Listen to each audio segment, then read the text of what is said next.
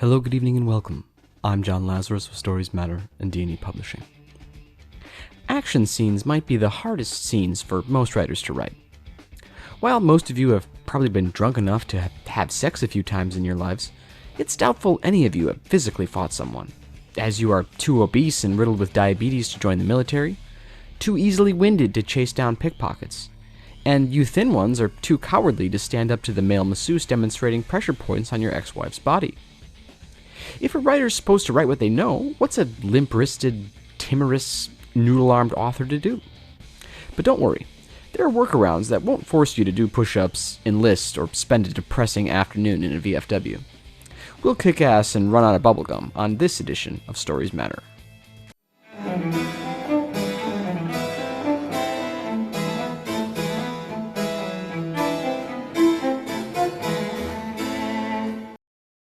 Now, while the word action scene might conjure the image of John Wick killing 3 guys with some halogen light bulbs or a zither or something, it's essential to all types of fiction, and you can find it in classic romances, postmodern metafiction, and alternative psychology textbooks.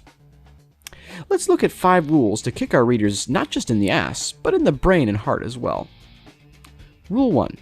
Define your genre and your action scene's purpose. First, you have to decide what kind of action is going to take place. Will this be a caravan of modded-out death machines racing across the post-apocalyptic desert? Or will it be a quainter affair? For example, 2 proper Victorian women stripped nude trying to drown each other in a bog, like in my 2010 romantic thriller, Bride of Prejudice. If you're a screenwriter, you'll pretty much have to write about superheroes, so make sure the superheroes and the rules are clearly defined. You might have to explain why, for example, your indestructible hero doesn't just use his laser vision to sever the spines of all 12-year-old street hoodlums in his city. And secondly, you have to give a reason for this chase, this fistfight, or this orphanage explosion to occur. The justification can be simple. Maybe, like my dad, your protagonist just gets belligerently angry when he drinks. Maybe your government official drops bombs on another country because he thinks it'll get him a better job. Or maybe, like in my close friend Blake Colby's Bloodshot, the fistfight starts because the character accidentally wears a t-shirt disparaging the Thai royal family. Rule 2. Avoid realism. Focus on feeling, not description. Action in real life is often very anticlimactic. You might, for example, set bear traps beneath your windowsills after your agent demands you return a manuscript you stole from his office, only to have the police come to your house to confiscate them after getting a call from a concerned clerk at the hardware store. You don't want to bog down your action scenes with lots of description and explanation. Here's a great way to titillate your reader from my 1997 action thriller, A Dressing in Disguise. Susan sprang out from her crouching position in the bathtub, piercing through the shower curtain and into the midsection of the intruder. The thrusting of the blade was almost sexual, in, out, in, out, in, out. And in moments, the blood of her attacker was coursing down her neck, past her heaving breasts, and running along her inner thighs. In addition to the detailed descriptions of the nipples and labia that my editor made me remove, there's also a lot missing here. The length, shape, and type of knife. The pounds per square inch being applied. The names of the organs Susan is eviscerating. But every male reader who read this book said they reread this scene more than any other. Rule 3. An action scene is its own story. Try to create an arc for the action, just like you would for your whole story. You should ratchet up the tension, you should culminate with a pivotal move, and you should have a resolution with consequences. In The Princess Bride's fight between Inigo Montoya and the Man in Black, we ratchet up the tension by having the characters revealing they were using their non-dominant hand. In my swashbuckling epic, Speak of the Devil, the sudden blizzard makes things harder for the protagonist, who is allergic to snow. You need to culminate with some sort of pivotal move. Think James Bond realizing he can electrocute the henchman with his own hat. Think Indiana Jones realizing he can lure the henchman into the plane propeller. Think Riccio realizing he can punch through the henchman's stomach. The resolution should have consequences for both the plot and the character. The final action scene in The Fellowship of the Ring both splits the party apart and deepens Frodo's understanding of the corruptive influence of the ring on men. In my earlier example from Addressing in Disguise, Susan's fight with the intruder both convinces her and her husband to finally sell their house and leave Detroit, and Susan has to come to grips with the sexual gratification she gets from brutal violence. Rule 4. Get creative with objects and get familiar with firearms. Whenever I do book signings and conferences, I always advise all young writers to arm themselves heavily. Fans, critics, agents, business partners, bookstore owners, any of these people can turn on you in a moment's notice, and you'll be glad you had a way to defend yourself. And as a bonus, you'll possess the proper verisimilitude when describing firearms in your writing. But be aware, guns can often kill dramatic momentum in an action scene. Once one character has a gun, everything stops, and you'll often find you've written yourself into a corner. So disarm your heroes and villains. Get creative. Have your characters try to bludgeon each other with cinder blocks. Have them beat each other with socks full of batteries. In the aforementioned Bloodshot, protagonist Cable Anderkin, using his quick wits, grabs the feces of a recently deceased body nearby and shoves it into the face of his attacker. Unique action like this will earn you readers. Luke Skywalker, Atticus Finch, Death Wish's Paul Kersey, all classic examples of archetypal heroes, paragons of virtue whose actions could never be construed as anything other than good. A lot of us think of ourselves as heroes, or at least as good people whose example others should follow. I know I do, which is mostly why I created this YouTube channel. Well, that and my nephew said I could make more money doing this than selling books out of the trunk of my car. But when I take a step back and think about it, I realize there are certain aspects of myself that aren't heroic at all. I don't talk to my children if I don't have to, for example, and I've cheated on every wife I've ever had. And if I get poor service at a restaurant, I always make sure to leave them an upper decker as punishment. I'm sure you've all done things like this. In real life, most of us fall in the middle ground between virtuous heroism and outright villainy. In fiction, we call people like these anti-heroes. We'll explore how to write a character who saves an orphanage, but also keys cars for no reason, on this edition of Stories Matter. Today's video is brought to you by Ecovacs Winbot Window Cleaning Robot. If you're anything like me, you'll live in an apartment where the windows get their fair share of rough treatment. From neighborhood kids egging them, to exhaust from EPA violating engines staining them, to chicken, duck, and goose viscera from Saturday farmers' wet markets spattering them, my windows take a beating. What's the solution? Well, you could awkwardly stick your hand outside and squeegee them once a week, but that's just a sprained wrist waiting to happen. Avoid costly medical bills by purchasing the Winbot 1.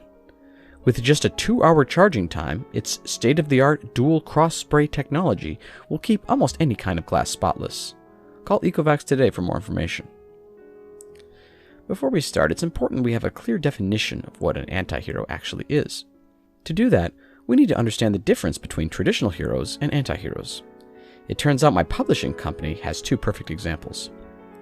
The traditional hero of D&E Publishing would be Devin Harper, my former business partner who started the company with me in 2012. Like most traditional heroes, he was humble, upstanding, and selfless. He was humble because he said he didn't want his name on any of our paperwork. He was upstanding because he was against moving our company to a part of town the police avoided. And he was selfless because he sacrificed his life to rescue our secretary after a fire caused by siphoning electricity from another building burned ours down. The anti-hero of D&E Publishing would be my former agent and another business partner, Jeffrey Collins, who was self-important, rebellious, and selfish. Jeffrey was self-important because he insisted we use his and Devin's names for our company, even though I said there already was a publishing company called that. He was rebellious because he wanted to publish books that other companies wouldn't. He was selfish because he insisted we needed electricity more than the building next door. Your next question might be, what exactly is the difference then between an anti-hero and a villain? After all, that's what the judge in Jeffrey's arson case thought before pancreatic cancer got him first. The difference is anti-heroes need to be striving for goals that are virtuous. They must be motivated by something that is good. It can be a blurry line, both in fiction and in real life. But in Jeffrey's case, I know that despite his attitude and methods, he was really trying to push our company to the top and help make me famous. Now, we're going to look at 3 types of anti-heroes and how to write them. Number 1, the sympathetic anti-hero. They kill, they maim, they gouge eyeballs, and tear open nutsacks. But all this bloodshed comes from somewhere. These are the types of heroes whose trauma has turned them into killing machines. Maybe, like Wolverine, it's because people won't accept them because mutants are gross. Maybe, like Raskolnikov, we understand the pain of getting screwed over by a certain type of person. When you write this type of anti-hero, ask yourself, how has their past affected them? When I wrote The Ballad of Ralph Quaid, I explained the anti-hero's unpredictable and violent ways by establishing that he nearly died as a young man after swallowing a lot of gasoline accidentally during a publicity stunt for a morning radio show. Number 2. The self-interested rogue. These are some of my favorite characters to write. The sarcastic, foul-mouthed, rude guys who play by their own rules and are always looking out for number 1. Han Solo is probably the most famous example, but that's only because nobody bothered to read the second edition of Chair. These characters usually don't care which side or ideology they fight for, which makes them relatable. I mean, I'd fight for China or ISIS or 3-6 Mafia if they paid me enough, wouldn't you? The question we ask here is, how do we get them on our side? In my sci-fi thriller, Gauge Symmetries, the heroes get the rogue Shelby Kensington on their side by gifting him a sex robot that's programmed to never not give consent. Number 3. The unwilling outsider. Unlike our last 2 entries, these anti-heroes don't like fighting or violence or drama. Rincewind from the Discworld series fits great here. These are people who you've kept captive in your narrative and who you won't let escape, which can be a great way to release stress if you have certain urges that the thickness of your apartment walls won't let you express. The question you need to ask here is, what life change does the character need to make? I based Storming the Gates of Heaven's Havana Ramirez after several of the workers at my publishing company. They often came to work 2 to 3 minutes late. They were perfectly content making minimum wage, and their social media posts never celebrated our publishing successes, at least from what I could tell, as many of them always posted in some language other than English. But unlike them, in the story I made Havana take action by having a drug cartel kill her whole family. Hannah also survived the fire in my story. I want you to imagine walking into a bookshop one day with nothing in particular in mind to buy. You pull a book out at random from the shelves and start reading the back cover. You discover it's about a cabal of murderous cardinals trying to kill the Pope or something, and only some renowned history professor or art critic or whatever can stop them. You assume it's a satire, or at least a pulpy adventure story with a good sense of humor, but the first few pages reveal it to be an overly serious 500-page slog. You put the novel back on the shelf and never think about it again. What you don't realize is that with proper author branding, the book I described sold millions of copies and wowed readers worldwide. We'll learn how author branding can establish a deep emotional connection between readers and authors and eliminate the need to always write good books on this installment of Stories Matter. Author branding is essentially how you are perceived by your audience and your identity as a writer. As an author, you'll need some unique hook beyond the pages of your writing to capture your audience's trust, respect, and admiration. Before you start building your brand, I suggest asking yourself 3 questions. 1. How am I unique? I realize this is a tough question. Very few of us are truly exceptional, and most of the exceptional ones are devious sexual predators who wouldn't blink an eye about poisoning the water supply. Still, if not you, think hard about what sets your work apart. For me, I had to consult with family and neighbors, who were the only people who read my books, to find that connective thread. It wasn't until then that I realized, aside from brutal violence against women, almost all my books depicted heroes overcoming great odds in unexpected ways. Now, personally, I'm not especially heroic. Just to give an example, spiders terrify me, and also I've watched 3 different people drown in lakes without swimming in to save them. Still, with successful branding, people often see John Lazarus as synonymous with atypical acts of heroism. 2. What is the psychology of my readers? What do they need from me? Except for the desperately ugly, retirees whose children don't love them, and literal bibliophiles, most people don't consume books compulsively. The average American only reads 1.3 books every year. So how can you make sure you're that one book and not that 0.3 book? Well, think about the value you hope to bring to your readers through your work. Will they learn how to manipulate someone into sex? Will they get to experience a story that involves action and comedy? Will they discover that licensed psychologists can't report past crimes to police regarding drowning bodies? 3. Am I attractive? Can I make myself more attractive? There's good news and bad news with this one. The bad news is that most fake beards to hide your lack of a jawline won't stay on long enough for book readings or signings or meet and greets. The good news is that, for writers, the bar of attractiveness is pretty low. But while Henry James and Emily Dickinson could blame it on typhus and tuberculosis, you'll at least have to attempt to make it look like you didn't emerge from a long shift at White Castle on the Louisiana Bayou. I suggest applying as much makeup as possible. For women, think Kylie Jenner, and for men, think disintegration-era Robert Smith. Lose weight by walking at least 500 steps a day. If all else fails, hide your face and body behind oversized cowboy hats and Mexican ponchos. Once you've answered these 3 questions, it's time to start building your brand identity. Step 1. Write an author tagline. Just like your books, your author brand needs a tagline, a catchy slogan by which your audience can identify you. This can be posted on social media accounts, at the end of blog entries, even on book covers. Here's some from other famous authors.